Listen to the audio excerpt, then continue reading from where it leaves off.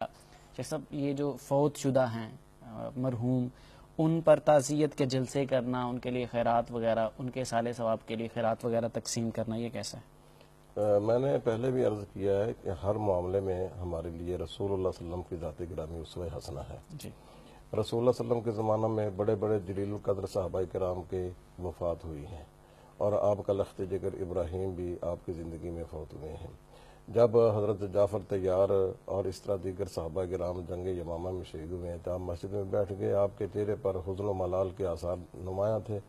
تو آپ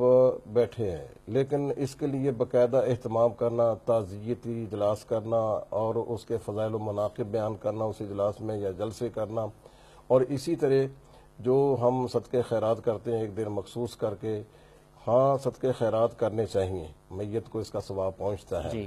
اور اسی طرح میت کو دعا کرنے کا ثواب بھی پہنچتا ہے، لیکن اس دعا کرنے کا طریقہ اور صدقے خیرات کرنے کا طریقہ یہ نہیں کہ ہم ایک دن مخصوص کر لیں جی، اور اپنے مہمانوں کو مدعو کریں، اس میں آئیں اور ہم دیگیں چڑھا کر ان کو کھلا دیں۔ صدقے خیرات کا مطلب یہ ہے کہ جو محتاج ہوتے ہیں نا، ان کے کھانے دانے کا یا ان کے کوئی وظیفے کا بندوبست کرنے، کوئی ایسی چیز ان کو دے دیں، ان کی ضروریات کی خیرات کی یہ بہترین صورت ہوگی، بہترین صورت ہے۔ یا یہ بھی ایک بہترین صورت ہے، کسی کو کتاب لے کر دے دیں یا مسجد میں پنکھا لگوا دیں یا موٹر لگوا دیں، یہ ہے۔ صحیح۔ لیکن یہ جو ہمارے ہاں تعزیت کا رواج ہے یا خیرات کا رواج ہے نا، یہ محض رواج ہی ہے، اس سے میت کو کم فائدہ پہنچتا ہے اور اپنی شہرت و نمود و نمائش زیادہ ہو جاتی ہے۔ سالانہ برسی منائی جاتی ہے، یہ کہاں تک درست ہے؟ یہ سالانہ برسیاں منانا، چہلم کرنا، تیسرا کرنا،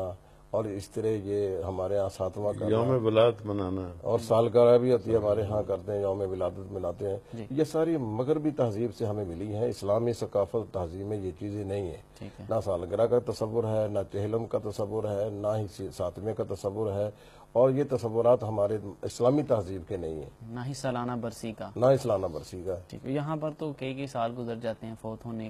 ہونے والے کو، تو بعد میں بلکہ جو اس طرح کے نمایاں شخصیات ہیں ان کی تو صدیوں تک منائی جاتی رہتی ہیں۔ ان کے مرنے کے بعد ان کی سالگرہ بھی مناتے ہیں، ہاں جی، اور برسی تو ہر سال منائی جاتی ہے۔ بس تہوار ہیں جتنے بھی انسان خود سے بنا لے، لیکن اسلام نے تو ہمیں محدود بتایا نا کہ تمہارے لیے خوشی کے یہ تہوار ہیں،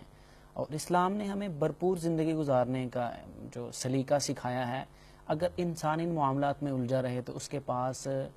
ایکٹیویٹی کے لیے اور سرگرمی کے لیے اور بھرپور زندگی گزارنے کے لیے اتنا وقت نہیں ملے گا۔ وہی تصور جو دیا گیا کہ جو پہلے تھے انہوں نے جو کچھ کیا وہ ان کے ساتھ ہے، اور جو تم کرو گے تمہیں ان کا صلہ ملے گا، اور تمہیں ان کے اعمال کے بارے میں